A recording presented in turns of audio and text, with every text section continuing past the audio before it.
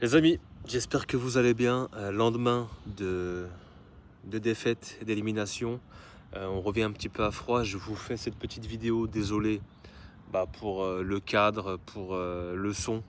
Mais je me dois de vous faire cette vidéo le lendemain.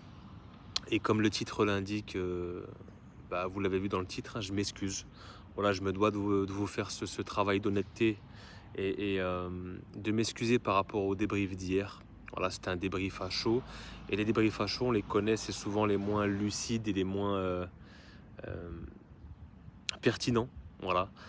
Au global, même sur les deux derniers débriefs, pour être honnête avec vous, il y a très peu d'analyse des matchs et il y a beaucoup d'émotions.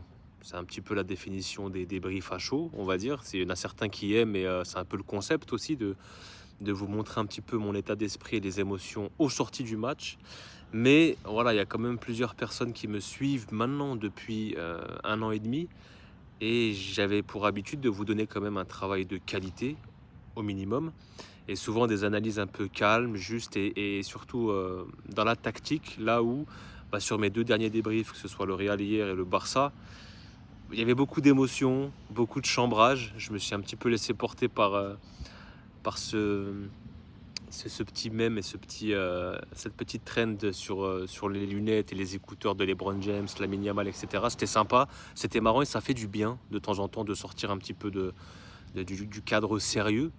Mais voilà, j'avais quand même pour habitude, et il y a beaucoup de personnes qui me suivent justement par rapport à mes analyses et à des débriefs qui sont assez pertinents. Et pour le coup, voilà, je m'excuse et je tenais à vous tenir mes excuses par rapport à ça sur le débrief du Barça, du Real, où on a beaucoup plus été dans les émotions et dans le chambrage que dans la tactique et vraiment dans des débriefs pertinents et profonds. Donc voilà, c'était juste une petite vidéo pour vous dire ça en introduction. Pour en revenir un petit peu sur le match d'hier et le débrief d'hier, ouais, je me suis un petit peu trompé de combat. Faut savoir le reconnaître, les gars. Il y a des moments où on fait des débriefs où on passe un petit peu à côté. Et je trouve que hier, ça a été un petit peu le cas sur certains. Mbappé, j'ai aucune raison de lui tomber dessus comme ça, mais c'était la frustration de ces deux dernières saisons où pour le coup, moi je lui en veux beaucoup. Même si pour le coup hier il fait son match où il est ok, mais voilà, j'ai quand même des choses à redire sur son jeu sans ballon et son apport au collectif. Moi je trouve que ça reste quand même un joueur individuel. Vini, que j'ai dit que j'ai trouvé plutôt bon, finalement quand j'ai revu le match et un gros résumé, il rate beaucoup de choses malgré sa débauche d'énergie en première période et sa super passe décisive. Finalement, dans son duel en 1v1 face à Upamecano, il se fait boire, il se fait pocket. Voilà, ça arrive. Ça arrive d'avoir des débriefs où on passe à côté. Ça arrive d'avoir des débriefs où c'est des émotions plus qu'autre chose. Et pour le coup, ouais, sur les deux matchs du Barça et du Real où je vous ai fait des débriefs, c'était un petit peu, voilà, comme j'ai dit, du chambrage et beaucoup d'émotions. Et les débriefs à chaud, ça sert à ça. Et c'est bien d'en avoir, je pense. C'est bien d'en avoir dans la chaîne aussi. Et pas tout le temps avoir la même DA et faire que de la tactique, de l'analyse posée, calme et profonde. J'étais dans les émotions et je vous ai partagé ça. Et voilà. Pour en revenir un petit peu sur le match d'hier et le débrief, à tête reposée et à froid, finalement, c'est vrai que le Real m'a beaucoup déçu cette saison. De toute façon, je vous le cache pas et vous l'avez vu dans mes débriefs tout au long de la saison.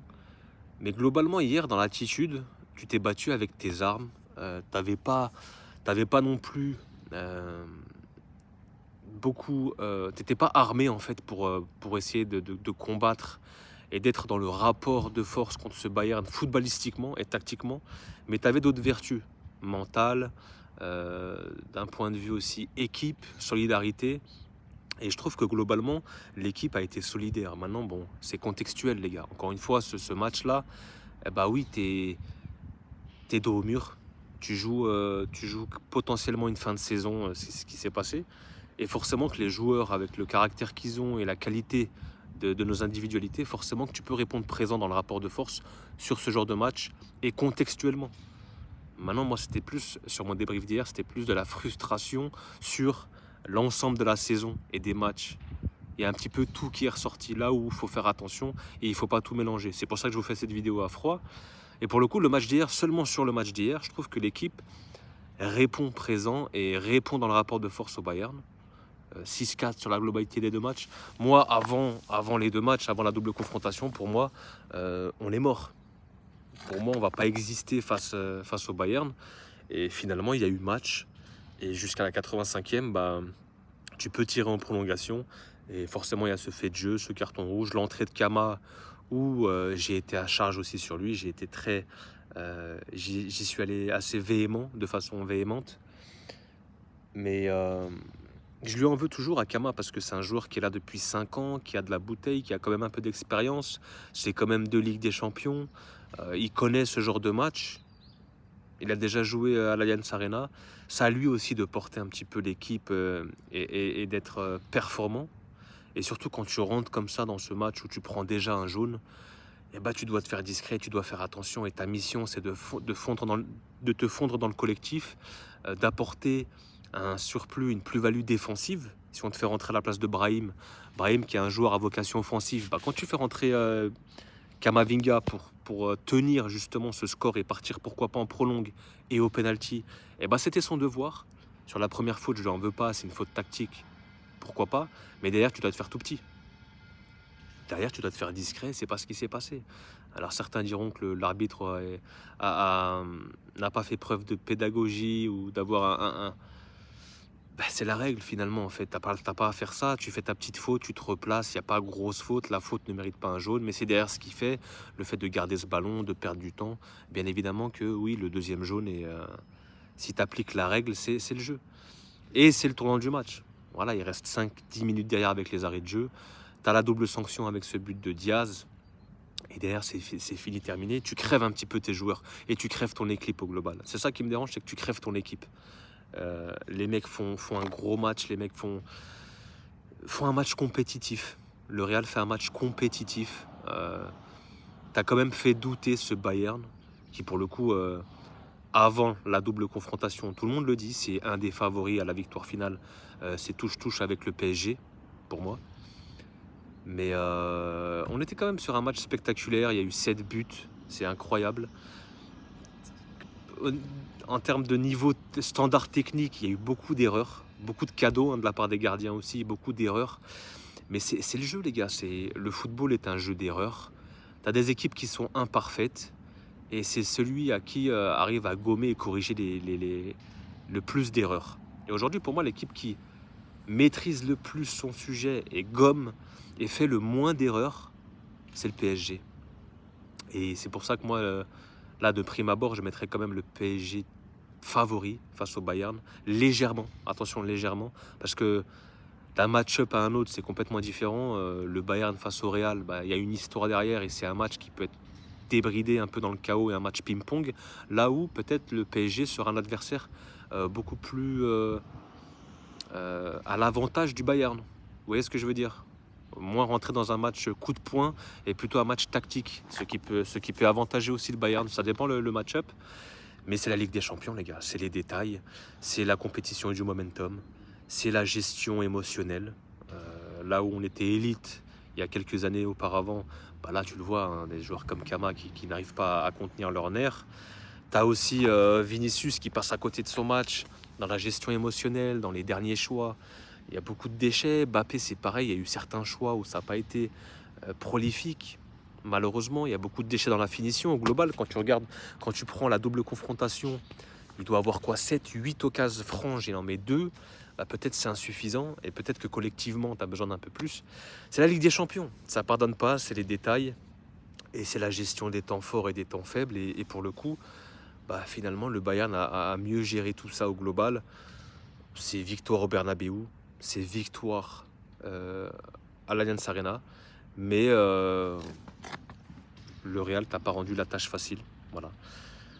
Je pense qu'on est allé au bout du bout. Il y a un genre de plafond de verre avec ce Real où est-ce que tu pouvais faire mieux? Alors je pense qu'avec un Courtois, tu peux potentiellement te qualifier. Après voilà les gars, c'est le football. T'as New York qui te fait un match titanesque à l'aller. Là, au retour, il t'offre un cadeau. T'as Lunin qui passe complètement à côté avec un Courtois. T'as peut-être cette frappe qui est arrêtée au match aller de Kane. T'as peut-être cette sortie mieux maîtrisée sur corner au match retour. T'as peut-être cette frappe contrée et arrêtée face à Diaz à la 88e. On peut réécrire l'histoire, on peut le refaire, le match comme vous voulez, mais au global, c'est le football. C'est comme ça, il y a des absents, il y a des diminués. Mais je pense que c'est pas passé loin finalement. Est-ce que c'est pas mieux comme ça? Arriver face à un PSG où tu peux rentrer encore dans ce rapport de force où tu vas souffrir. En fait, moi, ce qui me dérange un peu avec le Real, c'est que on est toujours dans cette DA où les individualités, on souffre et on se bat avec nos armes et on compte sur le mysticisme et tout ça. Moi, j'aimerais bien avoir une structure, du travail, parce qu'au global, le Bayern, c'est une équipe qui travaille toute l'année et qui met en place ses préceptes et finalement, ça paye sur le long terme. Le PSG, pareil, c'est un travail de 2-3 ans, ça a pas mal travaillé et ça paye derrière. Il y a une structure, il y a une cohérence dans ce qu'ils font, tactiquement et footballistiquement. Et le Real, eh ben, c'est un peu le football chaos.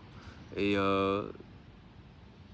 c'est un football minimaliste, rudimentaire, où voilà, tu viens avec un 4-4-2 et tu comptes sur tes flèches devant et tu joues et tu évolues en contre et tu dois faire un travail d'effort et souffrir et défendre, mais tu dois être capable de faire mieux, pourquoi pas dans le rapport de force être présent, toi aussi pourquoi pas dominer tes matchs. Donc il y a un gros travail à faire au niveau du Real, dans la structure, dans la planification, et ramener un coach, on pourrait peut-être le laisser travailler, c'est important. Luis Enrique, on l'a laissé travailler du côté du PSG, ça a pris du temps, ça paye. Compagnie, on le laisse travailler, cette saison ça paye, il y a des très bons résultats. Et j'aimerais qu'on ramène un coach. Malheureusement, on n'a pas laissé Xabi travailler, et c'était un petit peu le projet, c'est dommage.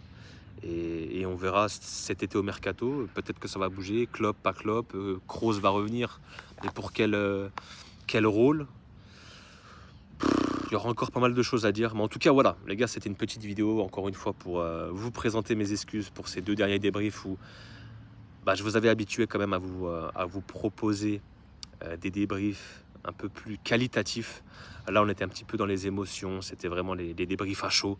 Il y en a certains qui aiment, d'autres moins. Mais c'était important de vous faire ça le lendemain. J'aurai pas le temps ce week-end. J'ai un anniversaire important et je serai très très absent. C'est pour ça que je le fais le lendemain, un petit peu à l'arrache comme ça avec le téléphone. Encore désolé pour la qualité audio, visuelle. Mais c'était important de vous le faire. Et j'espère que vous en avez pris compte. On se revoit très très vite, hein. Bon, il y aura la fin de saison de Liga, on va la suivre un peu de loin. Il y aura des vidéos, restez branchés. Le Real Quiz épisode 2 arrive. C'est dans le four, j'ai mes participants. Il y aura des collabs, il y aura des lives avec les copains. Donc on va continuer, restez branchés. Et puis nous on se revoit très très vite, hein, pour de nouvelles vidéos. Passez un bon week-end les frères. Et on se revoit très très vite. Peace.